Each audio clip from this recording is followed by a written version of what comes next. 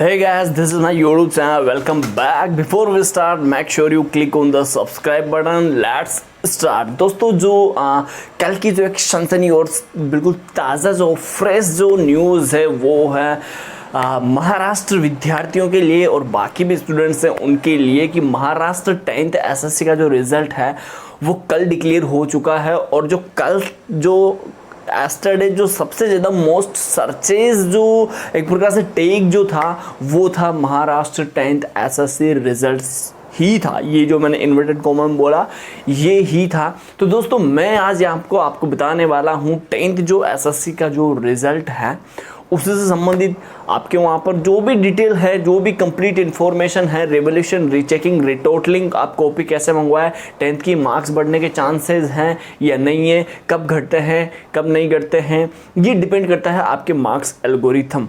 तो यहाँ पर मैं आपके लिए एक लास्ट में मतलब इसकी एक 15-20 सेकंड के बाद एक क्लिप दिखाऊंगा। उस क्लिप को है जो आपको पूरा का पूरा देखना है और उस क्लिप के माध्यम से आप बिल्कुल सारा सब कुछ समझ पाओगे दोस्तों। तो महाराष्ट्र वाले जो विद्यार्थी हैं 10th एसएससी वाले 2020 में जो भी रीचेकिंग या फिर रिवोल्यूशन या फिर रिटोटलिंग से संबंधित जानकारी लेना चाहते हैं या फिर इनके बिहाइंड द सीन क्या होता है वो जानकारी अगर आप लेना चाहते हैं तो आप इसको आराम से देख सकते हैं दोस्तों। Let's start. Thank you so much. और चैनल को जरूर सब्सक्राइब कर लीजिएगा आपका कमेंट करने के बाद।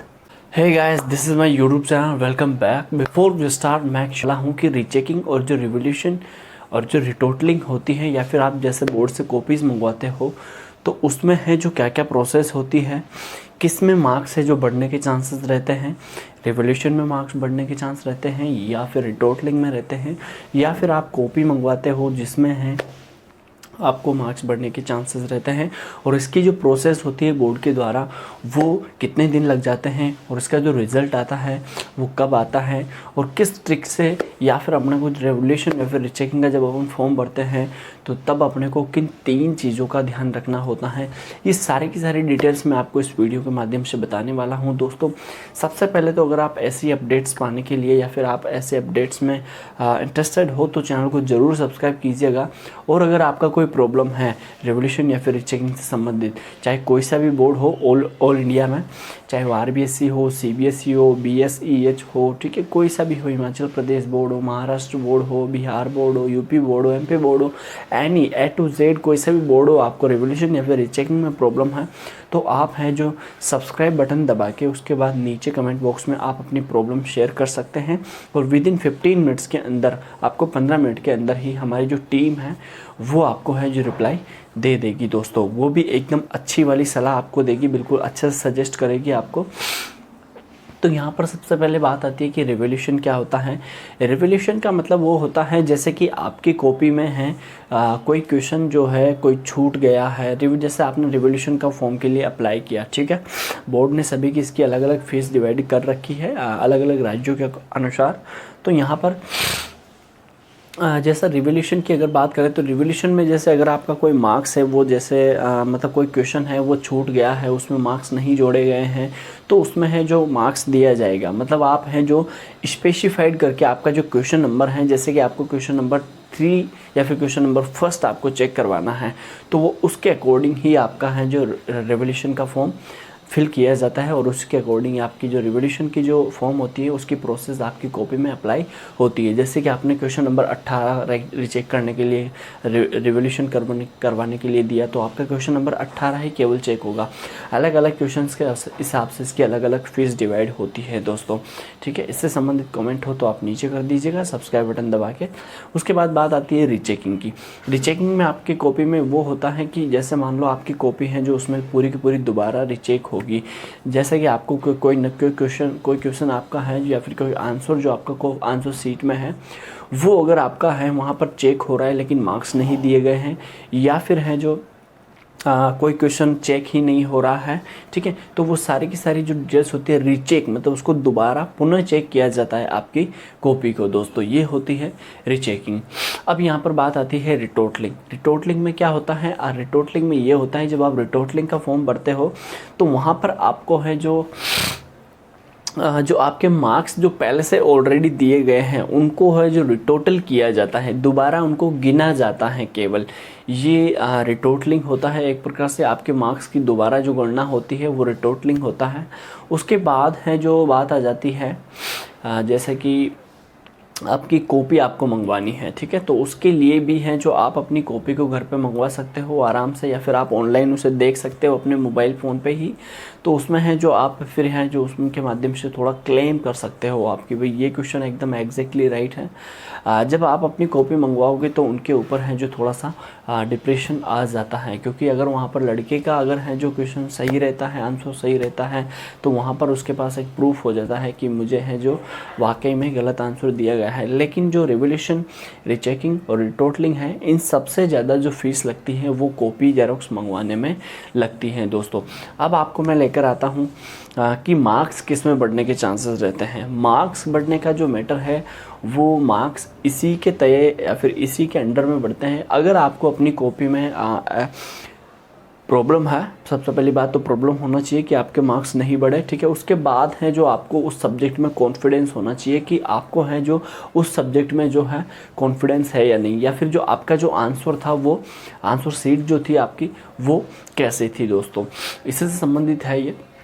अगर आपको कॉन्फिडेंस था और अगर आपने आपके आंसर मैच कर लिए हैं, दोबारा पेपर देख के भी आपके पास पेपर पड़ा होगा, दोबारा आंसर मैच किए हैं, माइंड से मैच करना होगा वो, तो आपके हैं जो ज़रूर है आपके मार्क्स बढ़ेंगे।